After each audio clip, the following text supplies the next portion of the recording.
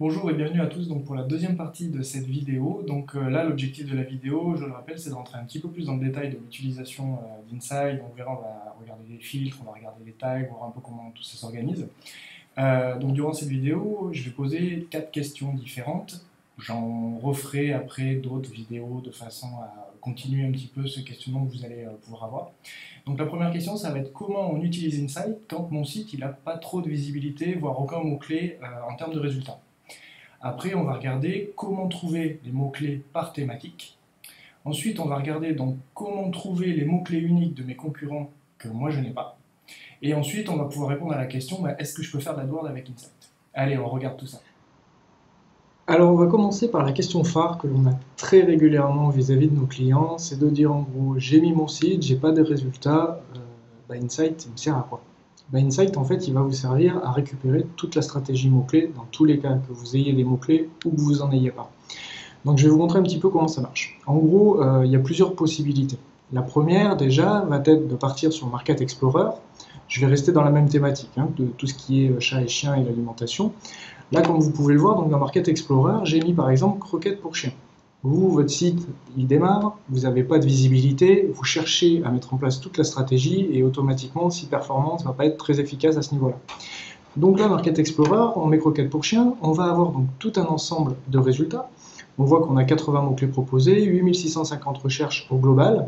Donc là, vous allez pouvoir déjà commencer à avoir un début de stratégie puisqu'on va avoir tout un listing de mots-clés. On va pouvoir directement donc faire un tri en volume de recherche, donc on va trouver tout de suite tous les mots-clés les plus intéressants en termes de recherche.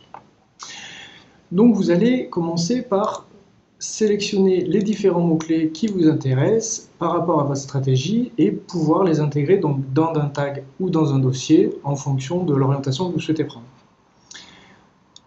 Au début, on a dit croquettes pour chien, donc très souvent, on va se dire, ok, je vais avoir tous les mots-clés dérivés de croquettes pour chien, donc vous allez commencer votre optimisation, vous allez mettre le mot-clé dans la balise title, dans la balise achat, un peu dans votre contenu, mais après derrière, il va falloir un petit peu varier au niveau du vocabulaire. Donc une des astuces que vous allez pouvoir avoir au niveau des filtres, c'est par exemple directement aller dans filtrer les expressions contenant, et on va enlever le mot-clé que l'on cherche. Donc là, par exemple, je veux enlever le mot-clé croquette, donc il va apparaître ici, il est en vert, donc quand c'est en vert, ça veut dire je veux que le mot-clé apparaisse. Nous, c'est le cas contraire, donc on va l'enlever. Donc on pense bien à le mettre en rouge, et on va filtrer le tableau. Au niveau du filtre, donc là on va voir qu'on a différents mots-clés, du coup on va pouvoir diversifier, on voit qu'on peut parler de granules, d'alimentation, de nourriture, donc ça va permettre en fait d'optimiser votre contenu, de changer un petit peu les mots-clés, de le diversifier et du coup d'être beaucoup plus visible sur une notion de thématique que uniquement le mot-clé croquette pour chien. Ça, c'est une des manières de faire quand on n'a pas de mots-clés dans Site Performance. Une autre façon de faire pour trouver des mots-clés, c'est de passer, comme je disais dans la vidéo précédente, par leader.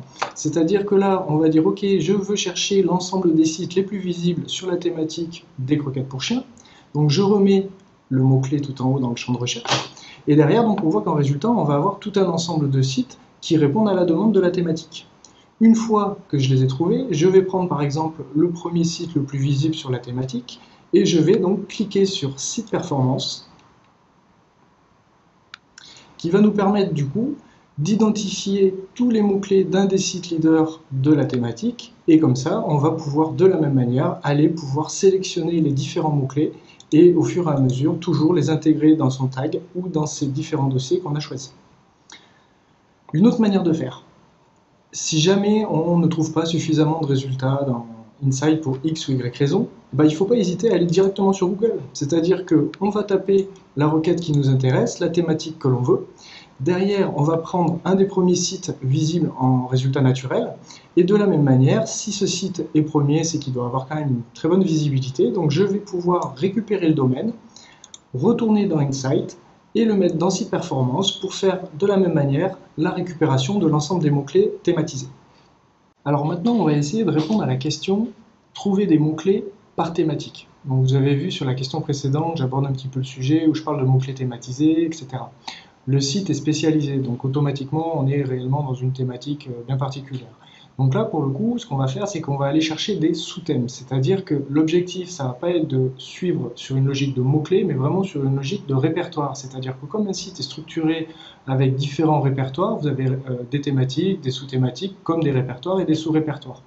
Donc tout le jeu au niveau des filtres va être en fait d'aller directement sur la thématique qui nous intéresse.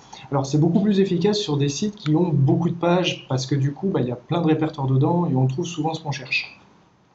Donc là, on va garder le même exemple, on va rester dans la même notion thématisée, et on va aller chercher en fait la thématique de l'alimentation canin. Donc ça veut dire que derrière, ce site-là va traiter d'accessoires, d'hygiène pour les chiens, pour les chats, etc. Donc il y a quand même beaucoup de mots-clés, comme on peut le voir, il y en a quand même 14 000.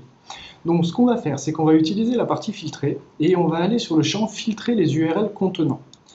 Au niveau des répertoires, donc on va voir qu'on a un répertoire qui s'appelle alimentation. Donc on va simplement taper alimentation sur le champ. Et cette fois-ci, on va laisser le filtre en vert. C'est-à-dire qu'on va demander à ce que toutes les pages qui ont alimentation au niveau du site remontent uniquement. On va filtrer le tableau.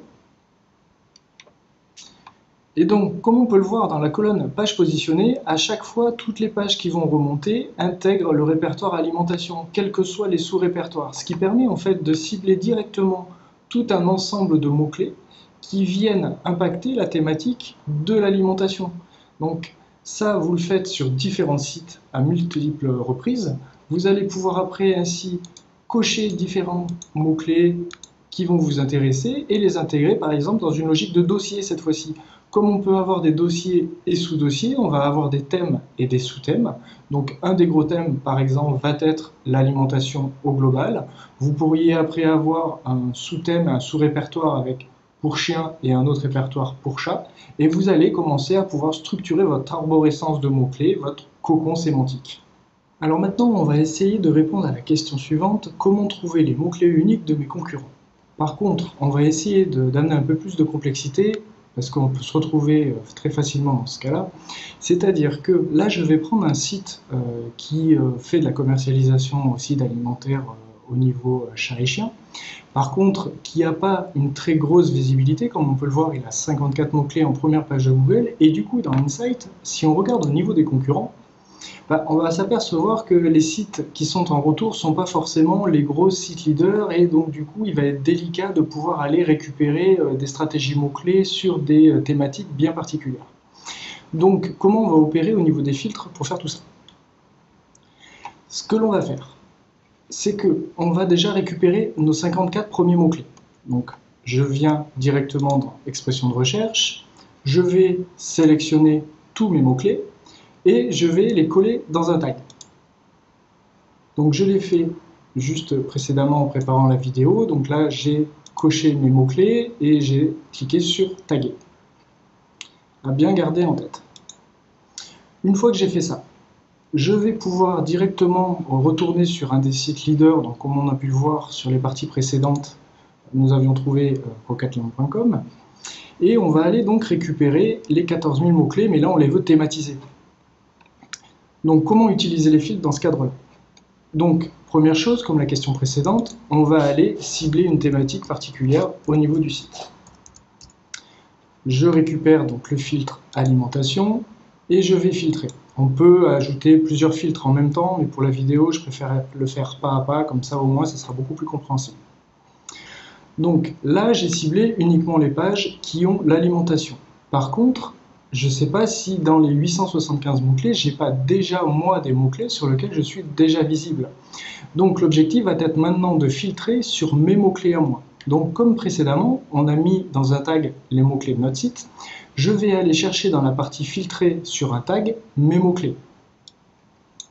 Je sélectionne mes mots-clés et je vais les voir apparaître ici. Par contre, dans ce cadre-là, les mots-clés, je ne les veux pas, puisque je veux justement dissocier l'ensemble des mots-clés.